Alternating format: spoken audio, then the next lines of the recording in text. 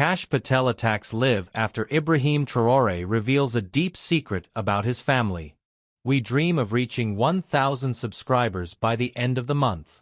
Subscribe, leave a like, and be part of this dream too. It began on a calm Thursday, when the African Union announced an unprecedented summit to be held in Accra. The event was expected to focus on trade, digital infrastructure, and sustainable development. But the world was caught off guard when President Ibrahim Traoré, unexpectedly, asked for a 10-minute personal segment on live international broadcast. His aides were tight-lipped. Rumors circulated rapidly, from climate initiatives to resignations. But none came close to the truth. On the day of the summit, with over 60 global leaders watching, Traoré walked to the podium. Not with notes, not with advisors, but with a folded letter and a photo clutched in his hand. As the cameras zoomed in, the room quieted. Traoré's voice, steady but weighted, began with a sentence no one expected. "There is something I must say, not as a president, but as a son." The entire hall froze. He spoke of a long-buried truth from his childhood. His mother, Mariam, had been a domestic worker in the home of a powerful Western diplomat stationed in Ouagadougou decades ago. She disappeared mysteriously when he was only 7. The family never received answers. Just silence, fear, and shame. "I have lived with that silence my entire life," he said. "But today, I will not let it live any longer." He then lifted the photograph, a grainy black-and-white image of a young African woman holding a child, standing in front of an American flag. "This is my mother. And this was taken at the home of Kash Patel's father." Gasps rippled through the audience. Journalists scrambled. Kash Patel, now a conservative political figure in the U.S., had long portrayed his family as self-made, unconnected to colonial or diplomatic structures. But Traoré continued, "I am not seeking vengeance. I am seeking truth. If Africa is to heal, we must also confront the quiet crimes, those committed in mansions, not on battlefields." Within minutes, #TraoréTruth trended globally. Social media erupted with speculation, support, and disbelief. Kash Patel, who was in the middle of a podcast taping in Washington, was shown the clip live. At first, he laughed, until the image was zoomed in and authenticated. His expression changed. "This is a lie. This is manipulation," he growled. But something in his eyes betrayed him. And by the end of that night, his team announced an emergency press conference. The fire had been lit, but no one yet knew how far it would burn, or who it would expose next.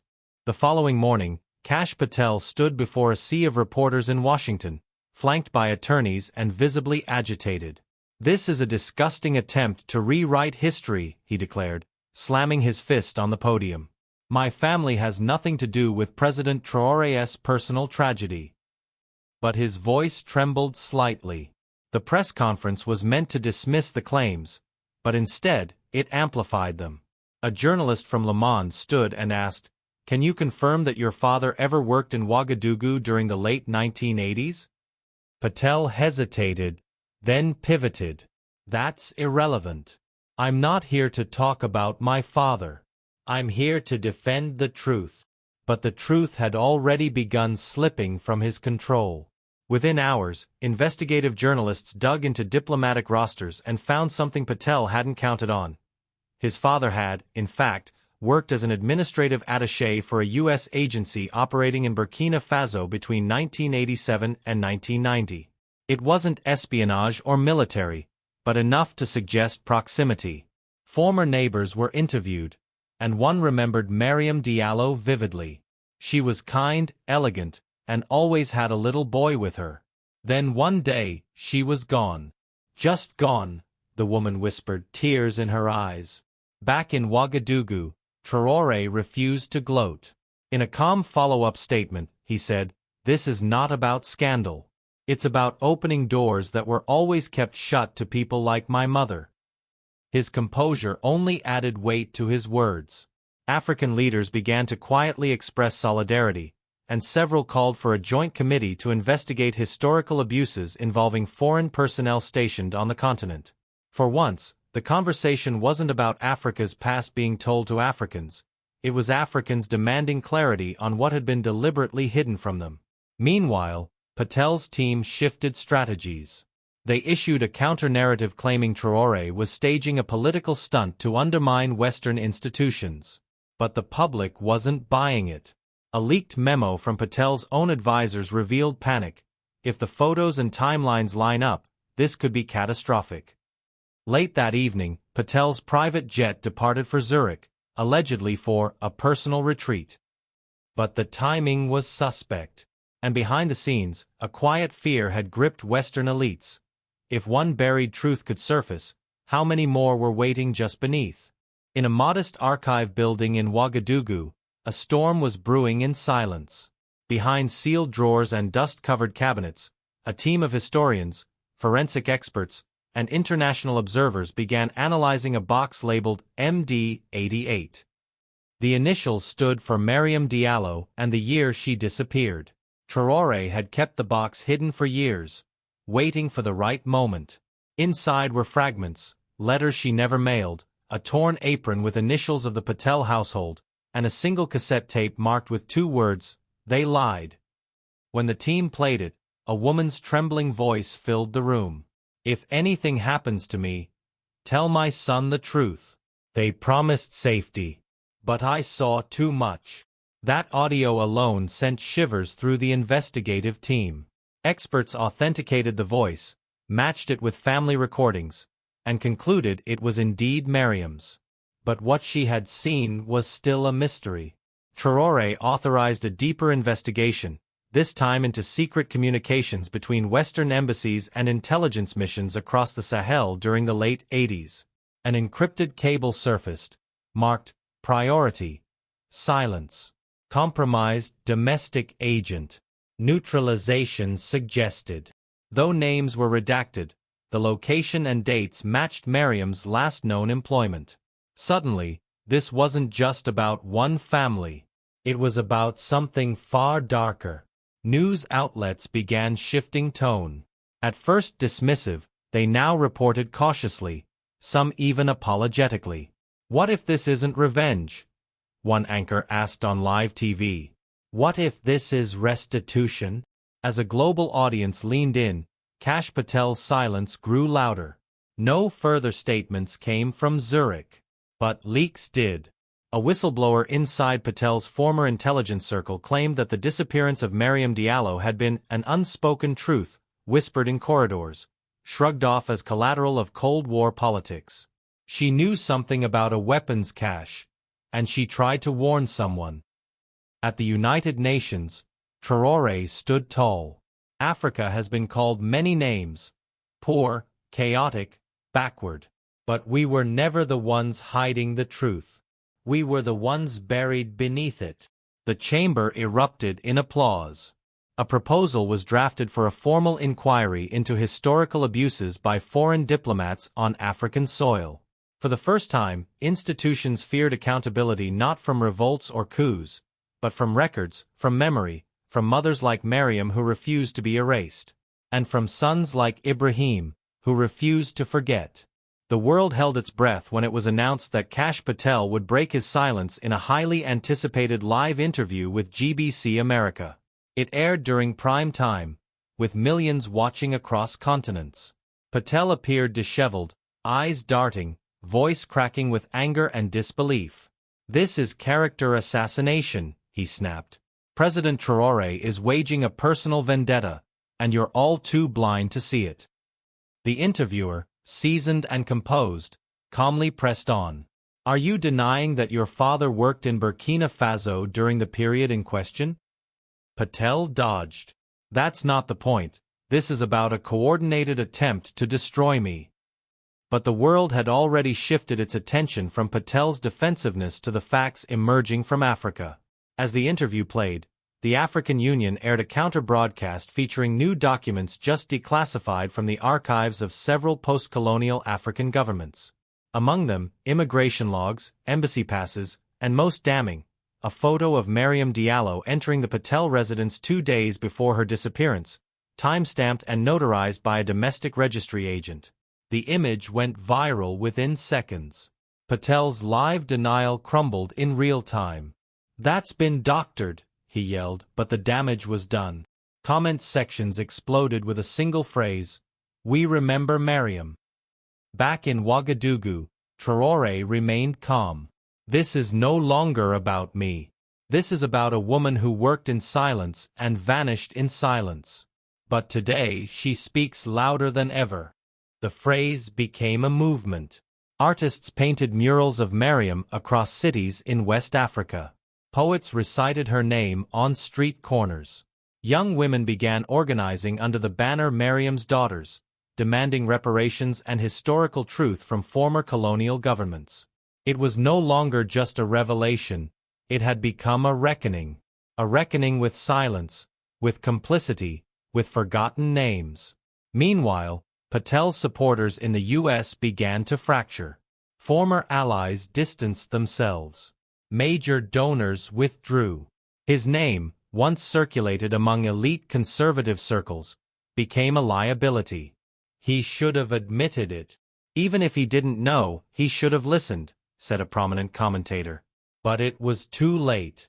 What began as an accusation had become a mirror, and the world was staring into it. Not just at Patel, but at every structure that allowed stories like Mariam's to be buried beneath politics, beneath power, beneath shame. 2 days after the disastrous interview, a man stepped forward, one no one expected. Rajesh Patel, Kash's estranged uncle, requested to speak with the international press. From his modest apartment in New Jersey, he addressed the world via live stream. "I've stayed silent for 35 years, he began, voice trembling. "But I saw her. I remember Mariam." The world leaned in. He described a young African woman working at his brother's diplomatic residence. "She was smart, strong, and afraid. She came to me once, said she overheard a shipment deal involving weapons disguised as aid. She thought she could report it. But then she vanished." His words landed like thunder. Suddenly, the silence from Kash made sense. His family had known. Worse, they had buried it. Traoré responded with grace, not fury.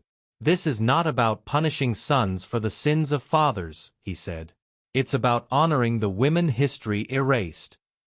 Rajesh's confession shifted global opinion even further. Protests erupted in major cities, Paris, London, Washington, demanding a deeper look into Cold War-era intelligence abuses across Africa. The name Mariam Diallo became a cry for truth, justice, and remembrance. School children in Burkina Faso learned her story in classrooms for the first time.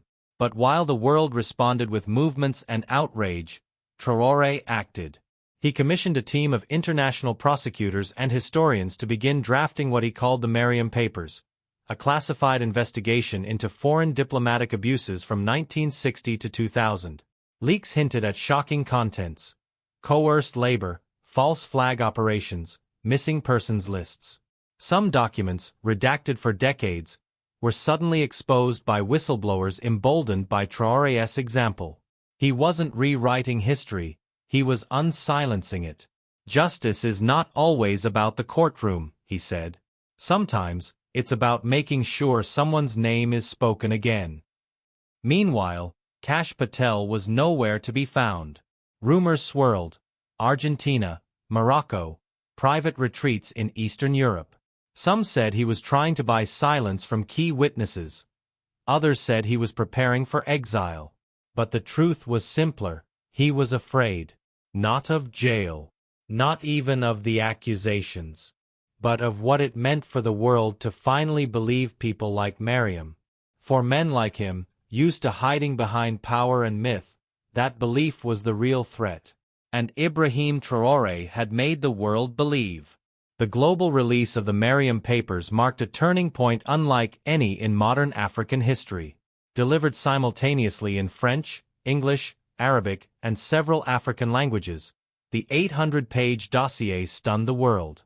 It documented nearly 4 decades of covert foreign operations across the Sahel, including evidence of illegal arms trades, bribed African officials, assassinations disguised as illness, and perhaps most damning, patterns of abuse against domestic workers in diplomatic residences. Mariam Diallo was not an isolated case. She was one of many. The world reacted with a mixture of horror and shame. In Germany, students marched through Berlin holding placards that read, "No truth without Africa." In France, President Macron called for a closed-door emergency meeting with his cabinet. The UK Parliament held a moment of silence after a group of MPs read Mariam's last recorded words aloud.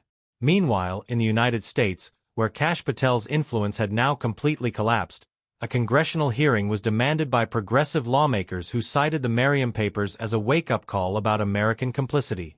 Inside Burkina Faso, Traoré's popularity soared to unprecedented levels. But he remained focused. "This is not about Ibrahim," he said, standing beside a large portrait of his mother during a national address. "This is about what she represents: memory, resilience, and dignity."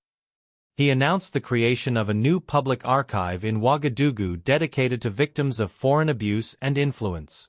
Survivors or their families began sending in letters, heirlooms, stories long hidden. Within weeks, the museum's walls were covered with faces. Thousands of them. People whose lives had been silenced were now finally being seen. At the international level, pressure mounted on governments to respond. Norway and Sweden offered immediate cooperation and declassified their African mission files.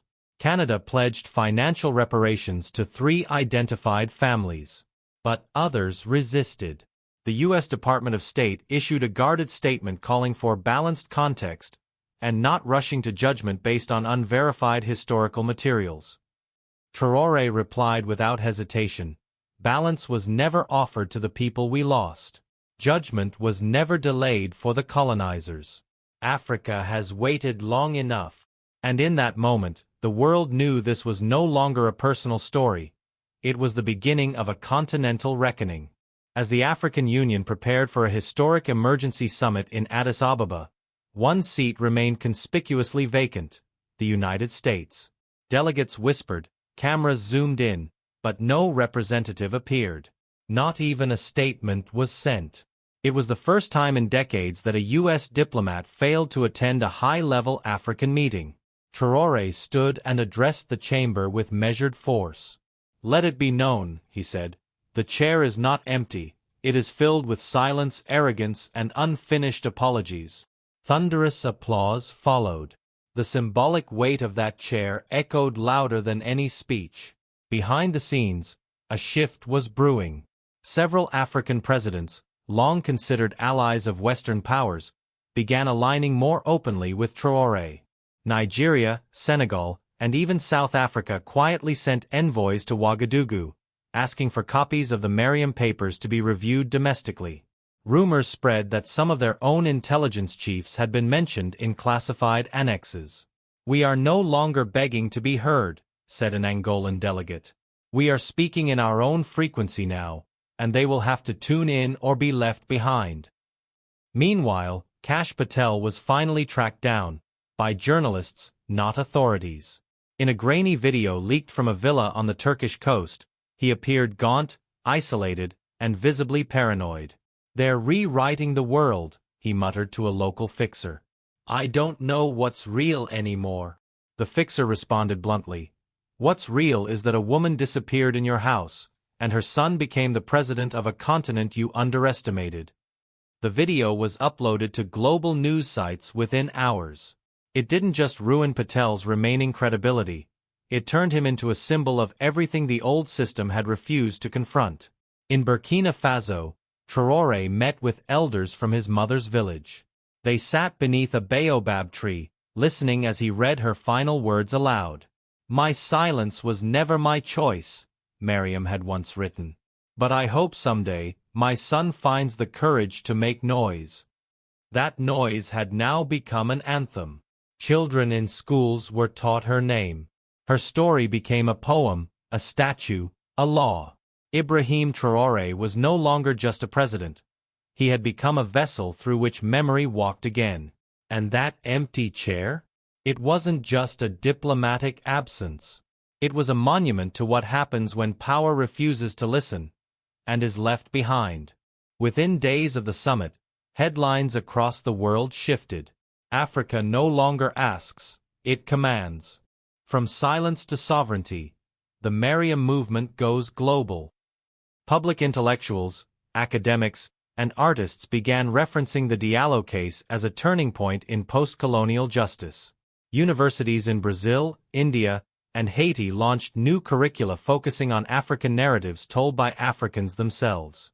Museums across Europe faced renewed pressure to return stolen artifacts, and civil society movements in Mali, Ghana, and Ethiopia lit bonfires in honor of the mothers who were erased.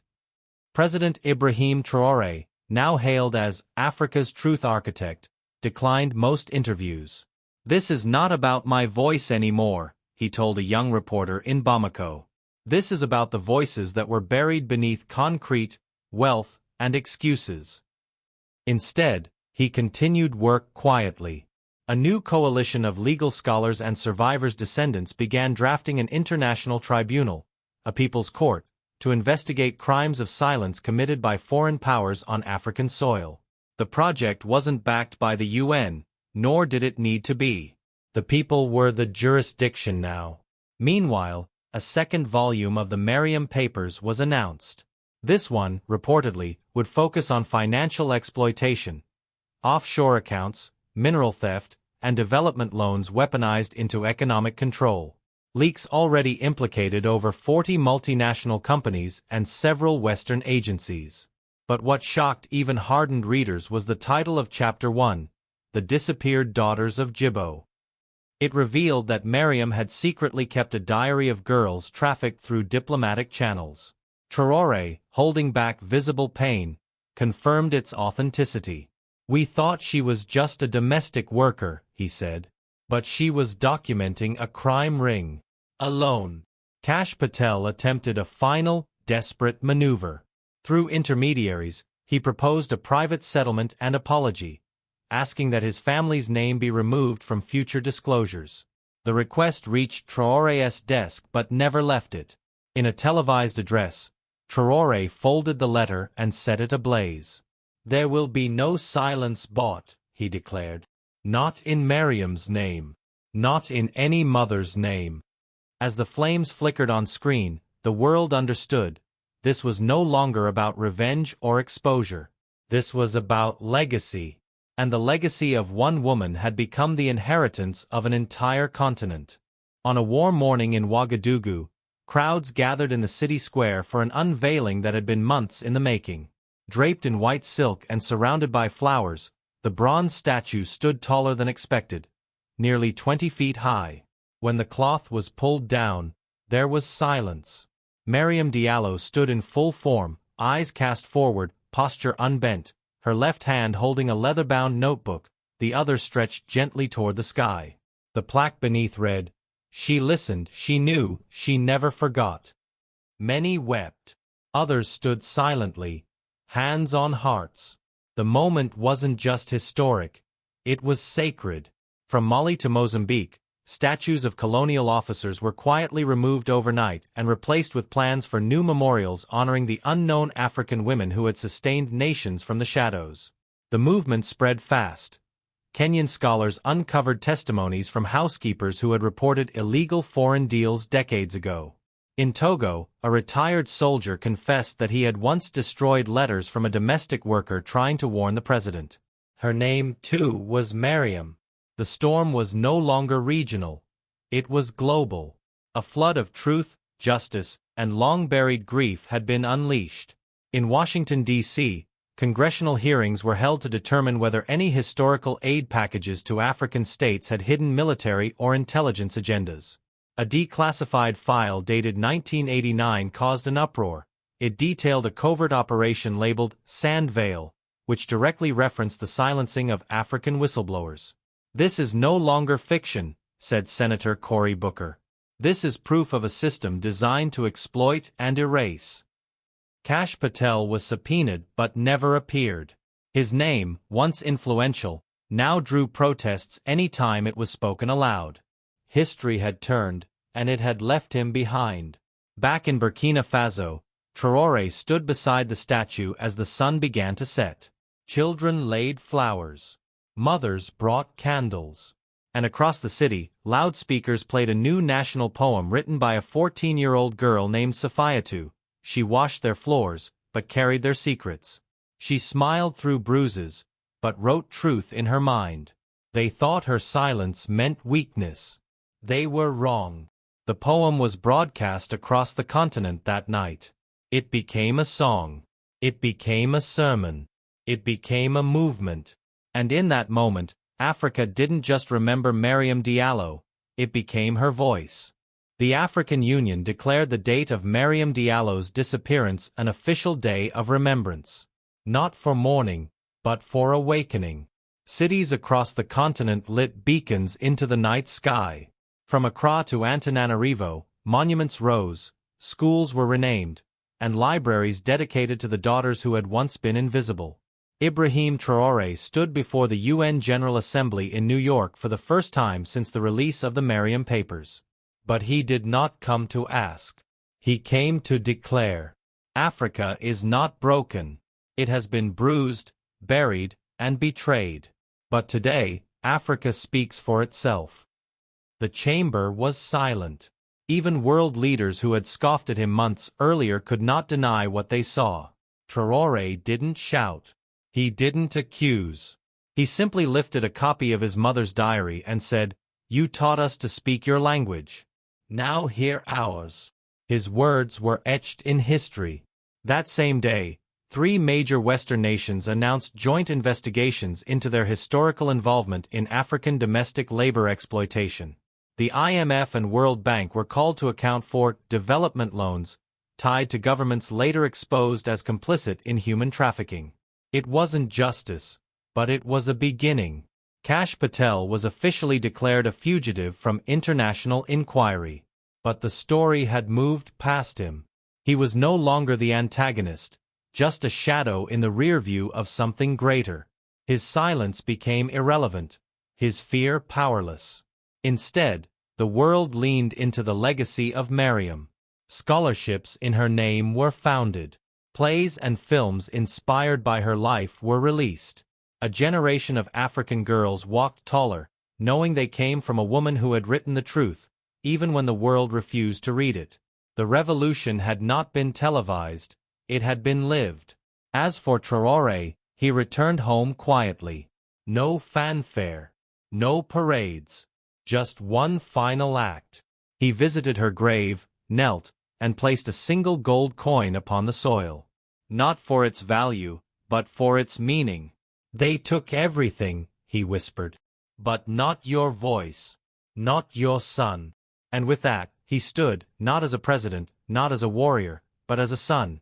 One who had turned silence into scripture, memory into movement, and a mother's lost story into the anthem of a continent reborn.